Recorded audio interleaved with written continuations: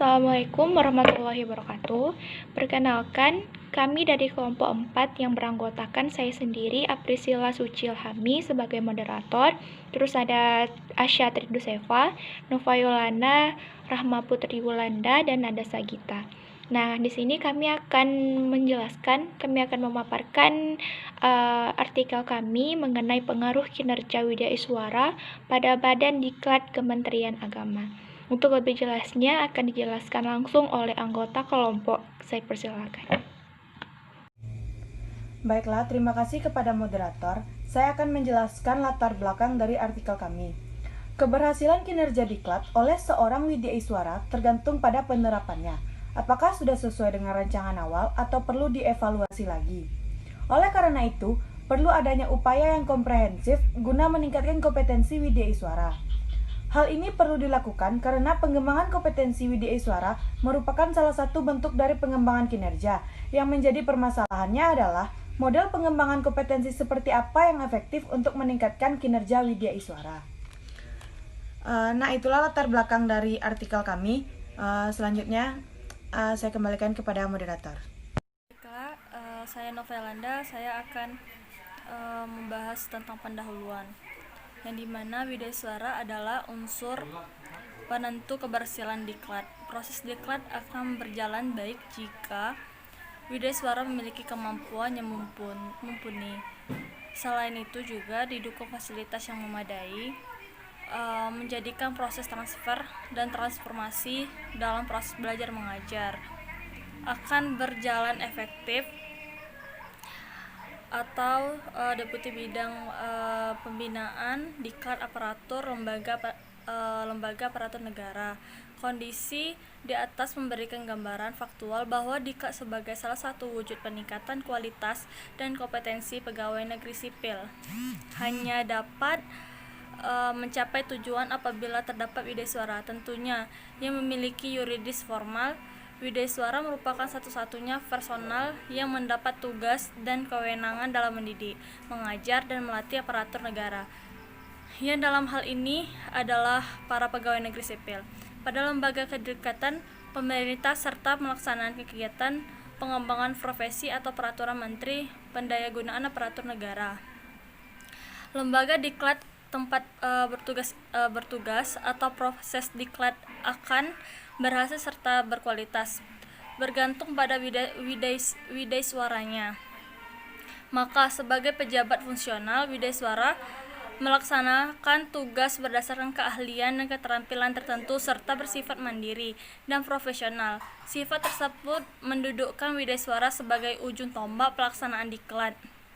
Di samping itu, Widya Iswara merupakan salah satu penentu keberhasilan program diklat dan memiliki peran strategis dalam peningkatan dan pengembangan sumber daya manusia, aparatur atau pegawai negeri sipil. Widya Iswara juga pemikir dan menerapkan agen transformasi pembelajaran. Meskipun demikian, tugas dan fungsi Widya Iswara tidak mencapai tingkat yang optimal apabila komponen dalam kediklatan yang lain tidak tahu, kurang memberikan kondusivitas dalam bekerja, termasuk di dalamnya kepemimpinan. Organisasi termasuk lembaga diklat seperti Balai Diklat Keagamaan bukan hanya merupakan kumpulan. Di dalamnya selain ada kegiatan, tujuan, sarana, prasarana, juga ada personalia atau sumber daya manusia SDM. Organisasi tersebut memiliki aktivitas, usaha atau kegiatan baik rutin atau insidental dalam mencapai tujuan. Dalam hal ini,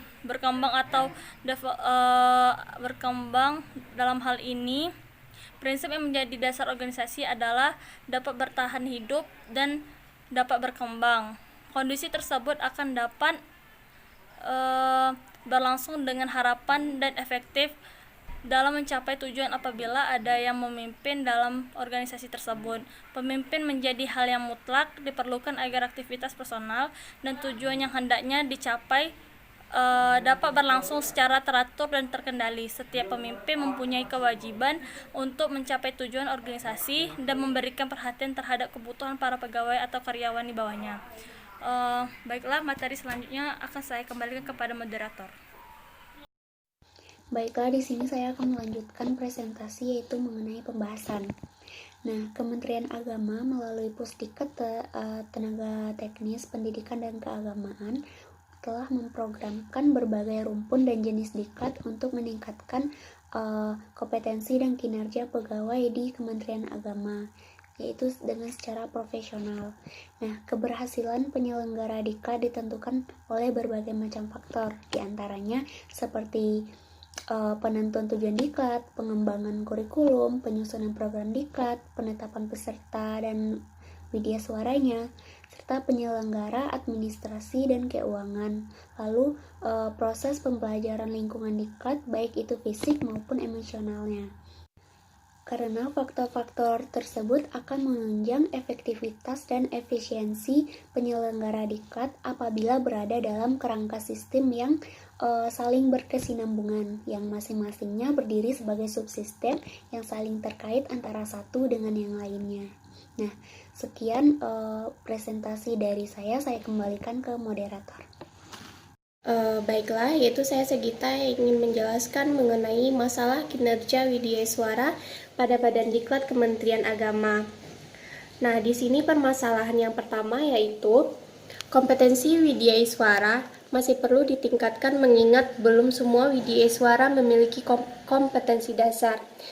Akibatnya, masih terdapat widya suara yang belum percaya diri dalam kegiatan tatap muka memberikan materi diklat yang dimungkinkan kompetensinya belum memadai maupun lingkungan kerja yang kurang mendukung, seperti masih terjadinya widya suara senior dan junior yang berdampak kepada kesempatan mengajar yang belum merata dan kemampuan teknis mengajar widya suara seperti penerapan metodologi mengajar, kemampuan mengelola kelas, dan performance widya suara di kelas masih perlu ditingkatkan.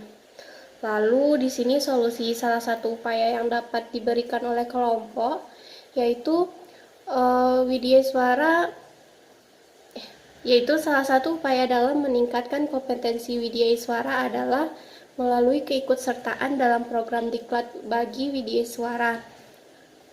Adapun kompetensi menurut Robert pada tahun 2021 yaitu kompetensi dapat digambarkan sebagai kemampuan untuk melaksanakan satu tugas atau peran. Adapun indikator kompetensi adalah pengetahuan, keterampilan-keterampilan, sikap-sikap, dan nilai-nilai pribadi, dan kemampuan untuk membangun pengetahuan dan keterampilan yang didasarkan kepada pengalaman pembelajaran. Baiklah, salah satu upaya untuk meningkatkan kompetensi widya suara adalah melalui keikutsertaannya dalam program diklat bagi widya suara. Adapun kompetensi menurut Robert pada tahun 2021, kompetensi dapat digambarkan sebagai kemampuan untuk melaksanakan satu tugas atau peran. Adapun indikator kompetensi adalah pengetahuan, keterampilan-keterampilan, sikap-sikap dan nilai-nilai pribadi, dan kemampuan untuk membangun pengetahuan dan keterampilan yang didasarkan pada pengalaman dan pembelajaran yang dilakukan. Kompetensi yang dimaksud di sini adalah tentang kemampuan atau upaya yang dilakukan di widya suara itu sendiri dalam menjalankan tugas sesuai dengan Permenpan nomor 14 tahun 2009. Jadi, penyelenggaraan bagi widya suara masih perlu ditingkatkan, baik secara kuantitas maupun kualitas pembelajarannya dengan mengacu kepada 4 standar kompetensi widya suara. Baiklah, sekian dari saya kembalikan kepada moderator. Baiklah, dapat disimpulkan dari presentasi kami yaitu mengenai pengaruh kinerja kewidyasuaraan melalui Badan Diklat Kementerian Agama. Nah, berdasarkan Peraturan Menteri Agama Nomor 4 Tahun 2012 menyelenggarakan Diklat PNS di Kementerian Agama, menjelaskan bahwa setiap guru perlu mengikuti Diklat sesuai dengan tugas dan fungsinya untuk pengembangan karir, pengembangan diri, dan kenaikan jenjang fungsional guru yang harus melalui diklat tersebut. Nah, kebijakan pemerintah lainnya terkait pelaksanaan diklat ini yaitu pada peraturan Kepala Lembaga Administrasi Negara, yaitu nomor 13 tahun 2011. Pada peraturan LAN ini yang terdapat pada nomor 13 tahun 2011 tentang pedoman umum pembinaan penyelenggaraan diklat teknis dan keputusan Kepala Badan Libang nomor 60 tahun 2012 tentang standar kediklatan teknis. Nah, hal ini semakin menegaskan pentingnya penyelenggaraan pendidikan dan pelatihan atau kita bisa menyebutnya dengan diklat bagi penjaminan dan pengembangan mutu pendidikan nasional. Nah, jadi jabatan fungsional widyaswara ini identik dengan jabatan fungsional pendidik lainnya seperti guru, dosen, instruktur atau trainer yang di dalamnya menjelaskan tugas serta kewajiban yang disyaratkan untuk memenuhi kompetensi standar dengan dibuktikan melalui kepemilikan sertifikat pendidik. Nah, sekian kesimpulan dari kelompok. Saya kembalikan ke moderator. Demikianlah hasil presentasi dan pemaparan artikel dari kelompok kami. Kami dari kelompok 4 mohon maaf jika terdapat kesalahan dan kehilafan. Saya tutup dengan wassalamualaikum warahmatullahi wabarakatuh.